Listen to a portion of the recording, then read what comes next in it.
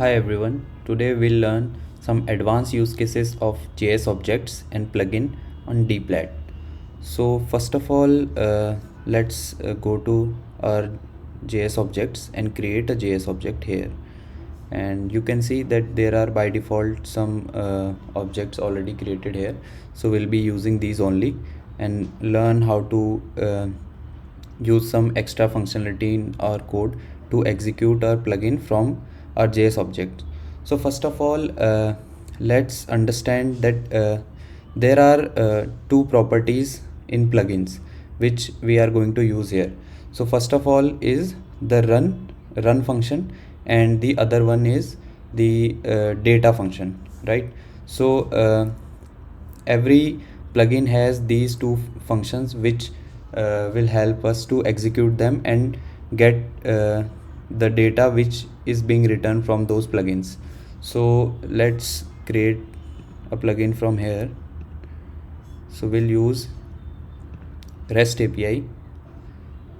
Let's give it name API, and we'll do a post call, and let's suppose, for example, take this API.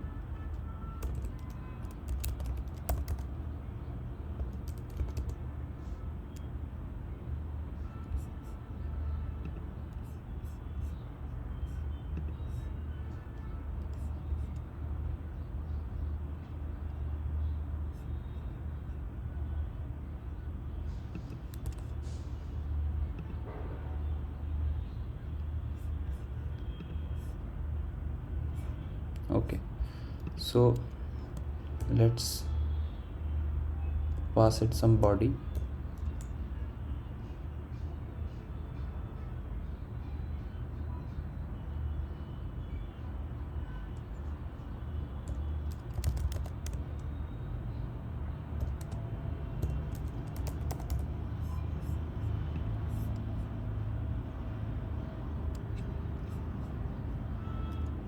Okay, so now what we are going to do is execute this whole API from within our JavaScript code, and we have to get the results of this API within the JavaScript code only. So let's move back to our JavaScript object. So what we are going to do is, so as I already told, we have two methods on our plugins. One is run and other one is data. So using run, I can pass whatever data I want to pass to the API plugin. So for that we'll do like, so since it's a API call, so we'll be using asynchronous JavaScript here. So that's why I'm using async await here. So it will wait till the API gets executed and we get some response. So we'll do API dot. So you see the first one is data property and the other one is the run method. So we'll use run method here. So inside run method we pass three parameters. One is the first parameter is a function which will get executed when the API plugin gets successfully run, and the other second parameter is the function which will get executed when we get some error from the API plugin, and the third parameter is the properties and objects we want to pass to this API. So we'll be using a hack here that will be directly passing the third property, which is the params we want to pass to the API plugin. So the syntax goes something like this: open two curly braces, and inside this params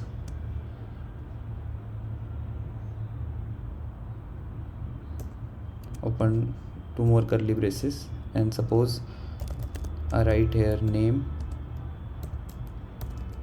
John. So now whenever this line will get executed, this API will also get executed. So suppose we want to see what data did we get from this API. So what we'll do is return API dot data. So let's run it. Okay, so now you see that our data is getting John from John here, and suppose I change it to John Doe, and you see that it's still John, because this is the text we are passing from within the API body here. So now what we have to do is get those params which we are passing inside the run method to be, so that they can be executed from here. So what I'll do is open two curly braces, and the syntax goes something like this. You do this dot params dot the name of your param. So I just named it name, so I'll write name here. So whatever name we pass within our JS object here, it will be passed to that API and it will get executed there. So now if I click execute, so you see that the John Doe is being reflected here. So that's how we can execute our plugins from within our JS code. Also we can execute our smart contracts from within here only. So suppose I go to add smart contract, I use the hello world contract and just keep the name hello world 2 here, and I'll create a method from it.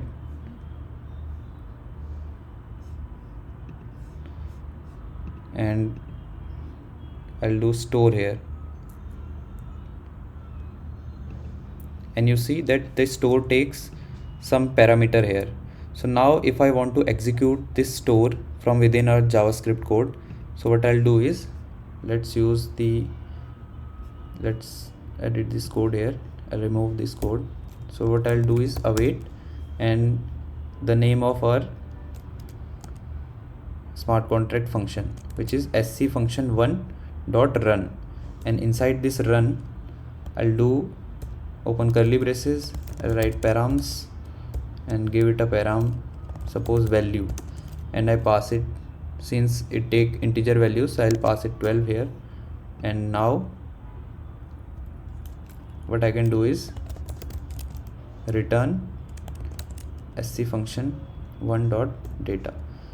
So since it doesn't return anything, it won't show any data here, but and now if I want to access that value within here, so what I'll do is open two curly braces, this dot params dot value. So that value will get reflected here. So whenever we execute, whenever this line will get executed, that this value of this value parameter will be passed to our smart contract function. So that's another way of using the executing our plugins and smart contracts from within the JavaScript code for advanced functionalities. Thank you.